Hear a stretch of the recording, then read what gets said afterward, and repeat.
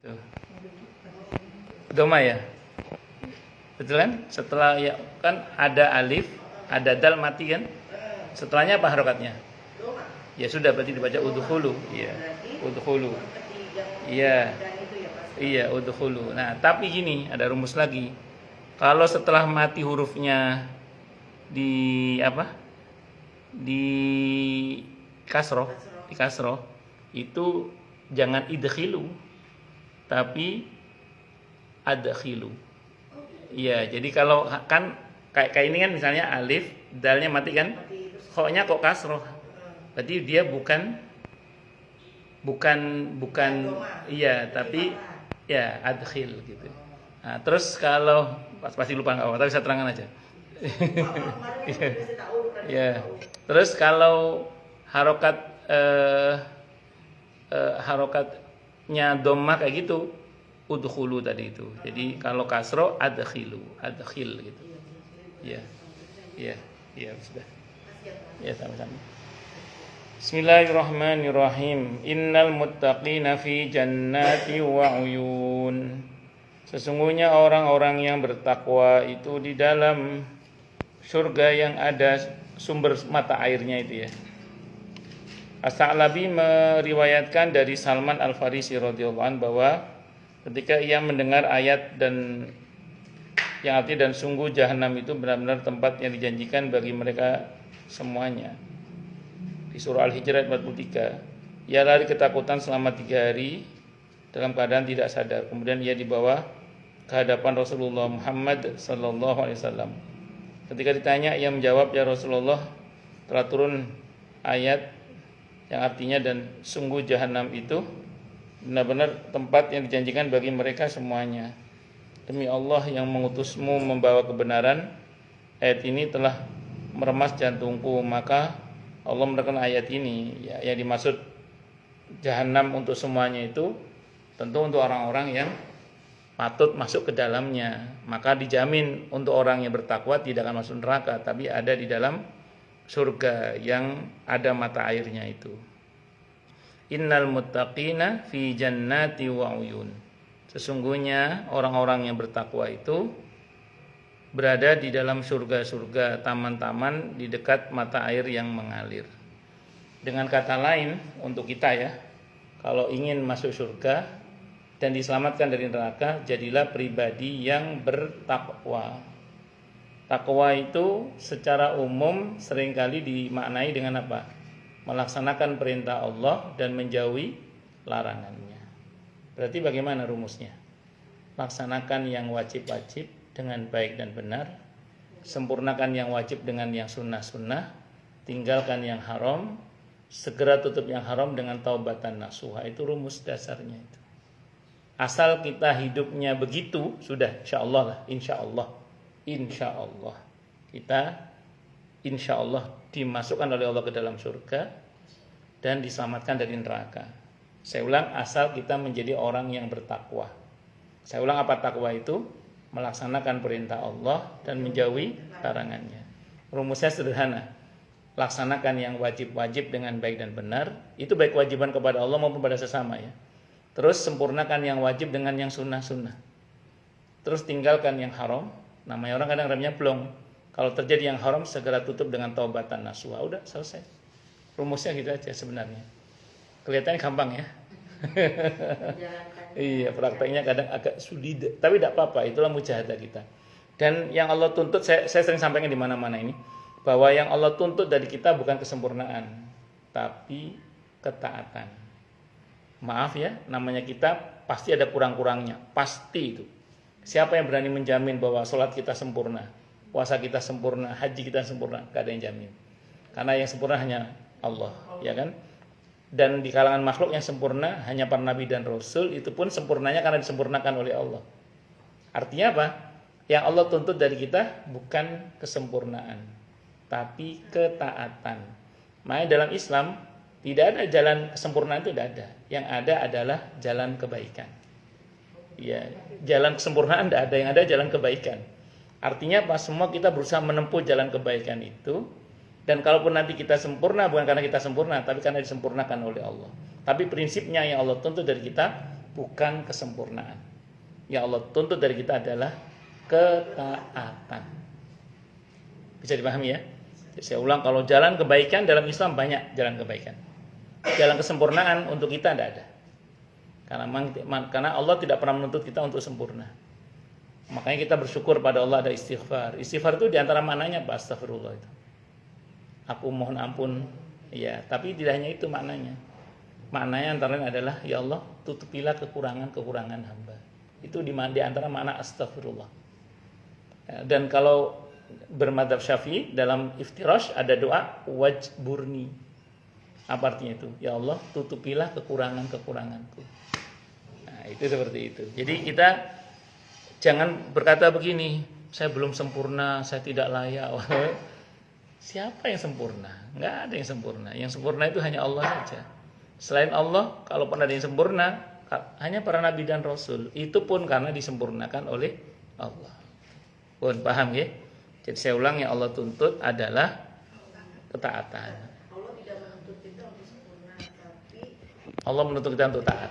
Taat. Ya. Pak. Oh gitu ya. Bahwa kemudian ada kurang-kurangnya, segera tutup dengan taubatan nasuha. Namanya manusia, itu seperti itu. Dan satu lagi yang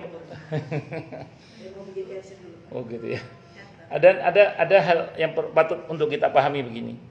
Ada beberapa orang itu dengan dalih karena takut salah misalnya, terus dia tidak berbuat apapun. Dalam bentuk kebaikan maksudnya ya. Itu salah itu. Lah orang kok takut salah? Fitrahnya manusia itu memang ada potensi salah. Saya itu pernah tahu sendiri pidato seorang ulama dalam kelas internasional. Itu kadang ya kepleset omongan kadang. Ya maksudnya bisa ditimbang bahwa itu beliau sedang salah. Tapi namanya manusia. Tapi enggak kiprah beliau kan sudah internasional. Jadi, makanya kalau kita mau berbuat kebaikan itu jangan saya ini banyak kurangnya, saya tidak sempurna. Wah.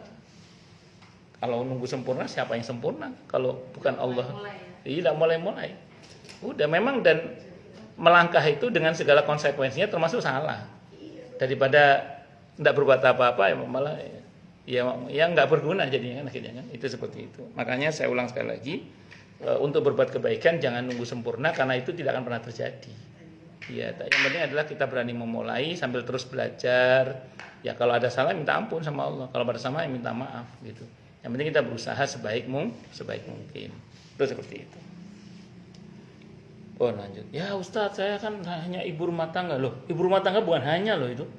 Merawat ibu rumah tangga kok hanya. Ibu rumah tangga itu membesarkan, mendidik anak-anak itu kan aset itu. Ya, aset tidak hanya dunia tapi juga akhirat. Suami nyari nafkah itu kalau bukan karena istri yang menyiapkan semuanya kan secara sunatullah kan ya nggak jalan suami itu sama. Makanya saya ulang, ibu rumah tangga itu bukan hanya itu masya Allah itu. Innal muttaqina fi jannati wa uyun udkhuluha bisalamin aminin. Allah berfirman, masuklah ke dalam surga dengan aman dan sejahtera. Kalau bahasa sederhananya, kalau sudah masuk surga tidak akan masuk neraka. Tapi yang masuk neraka ada potensi masuk surga. Saya minum dulu ya.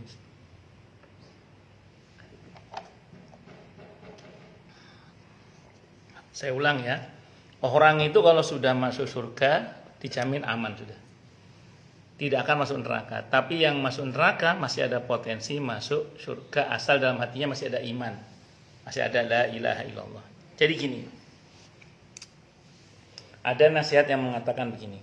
Seorang muslim itu tidak boleh merasa puas sampai kakinya menginjak halaman surga.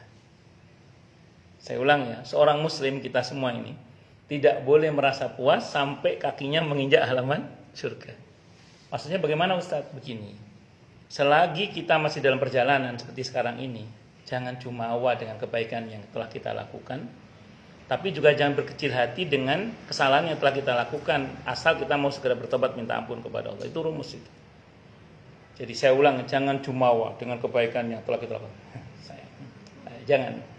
Ya, tetap merasalah butuh pertolongan Allah, itu tetap harus merasa. Makanya kan kita habis sholat di ujung-ujung tahiyat itu berdoa, ya muqallibal qulub tsabbit qalbi ala dini. Kita diperintah doa Rabbana la tuzigh qulubana ba'da idh hadaitana wa hab lana min ladunka rahmah innaka antal wahhab. Itulah kenapa kita tidak boleh merendahkan orang yang tampaknya berbuat yang tidak baik. Perbuatan maksiatnya tetap kita rendahkan. Ada orang yang korupsi, ada orang yang zalim, kedzalimannya, korupsinya, kejahatannya tetap kita rendahkan. Tapi orangnya itu sepatutnya lah kita tidak gegabah merendahkan orang itu, karena kita tidak tahu ujung dia dan kita. Ujung dia dan kita. Bahwa untuk menghentikan kedzalimannya kadang orangnya dikaplok itu urusan lain. Kayak kemarin ada demo itu salah. Tapi maksud saya perbuatan tetap kita hina perbuatannya, nggak bener lah perbuatannya itu tetap nggak bener. Tapi orangnya kita tidak tahu ujungnya. Kita tidak tahu ujungnya. Bahkan maaf ya, dengan orang di luar Islam sekalipun terhadap orang yang kita tidak boleh merendahkan sebenarnya. Kenapa? Karena tidak tahu kita ujung kita dan dia kita tidak tahu. Kan bisa saja keadaan dibalik. Keadaan dibalik itu bisa. Kita di posisi dia di posisi kita itu sangat mungkin. Makanya kita itu tidak boleh jumawa dengan kebaikan yang sudah Allah anugerahkan kepada kita. Tapi kita juga jangan sampai merendahkan orang lain yang mungkin belum baik saat ini. Karena saya ulang, keadaan bisa dirubah sewaktu-waktu oleh Allah Subhanahu wa taala. Dan sering kenapa? Betul. Kalau ada orang yang akan ada roda kehidupan itu, ada roda kehidupan. Ada orang itu yang nggak berubah-berubah, berarti dia bukan roda kehidupan, as roda kehidupan. Asnya di tengah dia nggak berubah-berubah.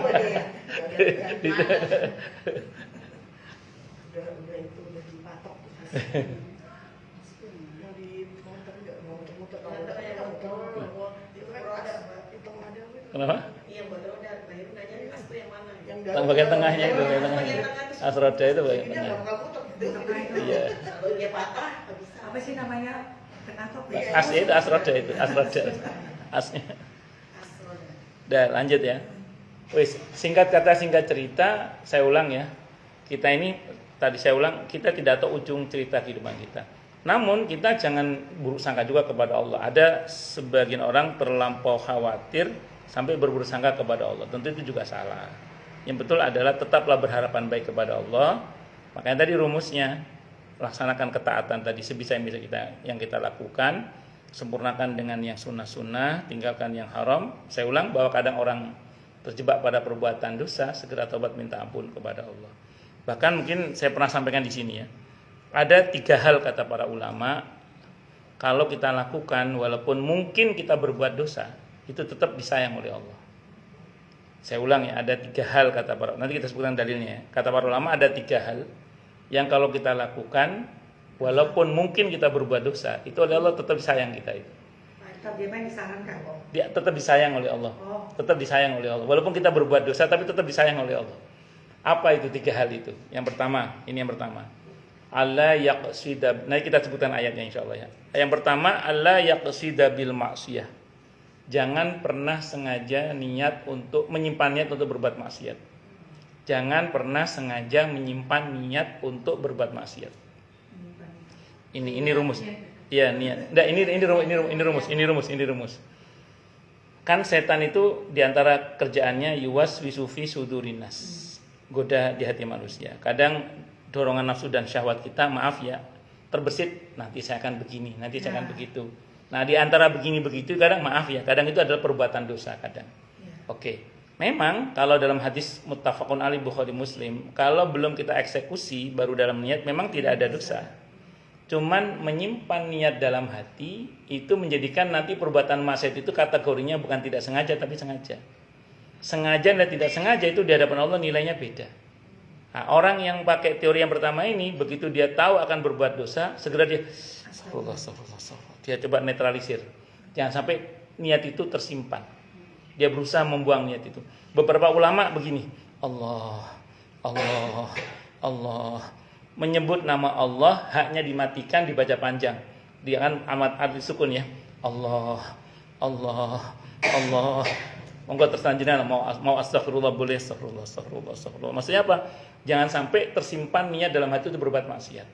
Atau tadi tazkiyatun nafas, Allah. Qad aflaha man tazakka wa dzakara isma rabbih fasalla. Sungguh telah beruntung orang yang berusaha membersihkan hatinya dengan cara memperbanyak menyebut nama Tuhannya Allah tadi atau salat. dan sholat. Makanya monggo jenengan mau istighfar astagfirullah soal boleh, atau kok ngetel banget rasanya Allah Allah Allah kita sebut. Nanti begitu kita berusaha membuang dari hati kita, saya ulang namanya orang ya, kadang remnya belum juga. Kita udah berusaha jangan sampai diniatkan, jangan sampai namanya orang kadang udah berusaha nahan, cerut keluar juga akhirnya kata-kata yang tidak diinginkan. Misalnya udah berusaha nahan nih, misalnya keluar juga kata-kata yang misalnya, atau perbuatan apalah maksiat. Oke, terjadi. Maka yang kedua, apa yang kedua? Alla yafraha bil maksiyah. Jangan pernah bangga dengan maksiat yang kita lakukan tadi itu. Kenapa tidak merasa bangga? Karena merasa malu. Kenapa merasa malu? Karena merasa diawasi oleh Allah. Itu yang kedua. Jadi jangan tadi malam gue, padahal Allah udah tutup aibnya. Makanya dalam hadis Sahih Muslim Nabi bersabda, "Qamaqal kullu ummati mu'afan ilal muhajirun." Ilal mujahirin, maaf. Sesungguhnya setiap umatku itu diampuni oleh Allah kecuali mujahir. Siapa mujahirun itu ya Rasulullah? Kata sahabat, mujahir itu orang yang di malam hari dia berbuat dosa, Allah tutup aibnya. Pagi hari dia cerita dengan kebanggaan. Tadi malam, jadi apa yang sudah Allah tutup aibnya dia ceritakan dengan penuh kebanggaan. Padahal belum dieksekusi ya. Sudah itu sudah terjadi. Yang kedua ini sudah terjadi, Bu. Harusnya kan dia merasa malu. Kan dia udah berusaha ngerem jangan sampai terjadi juga. Harusnya dia merasa malu. Kalau dia merasa malu jangan diceritakan. Makanya harus karena merasa malu kepada Allah. Yang ketiga muncul. Apa yang ketiga? Ayyasri abil istighfar. Segera minta ampun kepada Allah. Dalam kalau di Muttafaqun alaih Bukhari Muslim ini rumusnya. Kalau ada orang baru niat berbuat maksiat, belum ada catatan dosanya. Kalau dibatalkan malah dapat pahala kan? Kalau ngeyel dikerjakan tidak dilipat gandakan. Tapi ada di riwayat yang lain, kalau dia berbuat dosa, kan bisa ditahan tuh. Tapi terjadi juga perbuatan dosa itu. Kata Allah pada malaikat, tunggu sebentar. Biarkan beberapa saat apakah dia segera bertobat atau tidak. Kalau dia segera beristighfar, segera bertobat, maka dosa itu tidak pernah dicatat.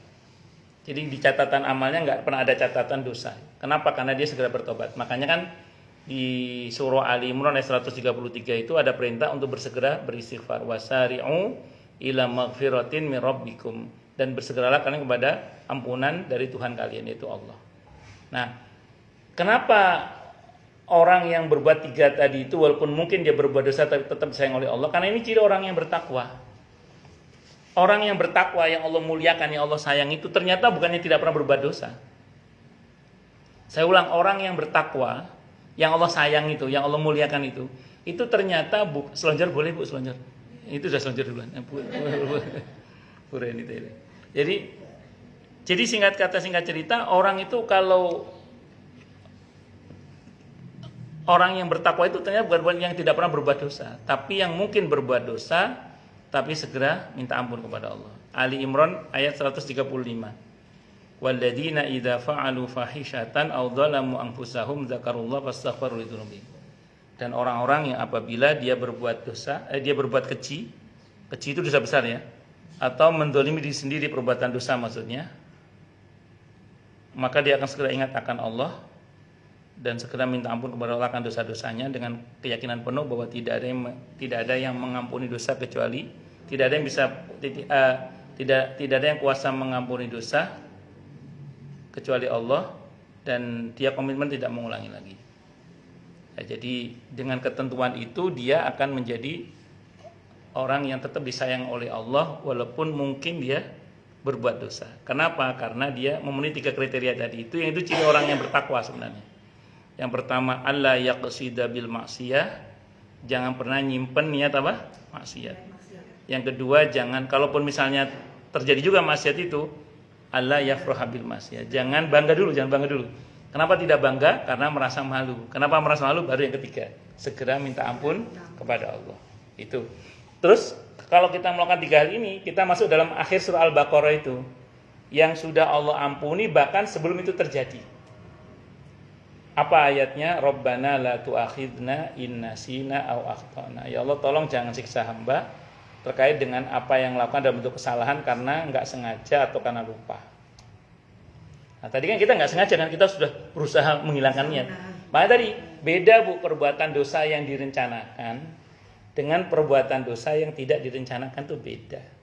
Untuk umat Nabi Muhammad SAW, untuk jenis dosa yang tidak direncanakan, ya tadi wis susah ditahan, remnya blong juga. Itu bahkan kalau merujuk pada akhir surah Al-Baqarah itu sudah diampuni oleh Allah sebelum perbuatan dosa itu dilakukan bahkan.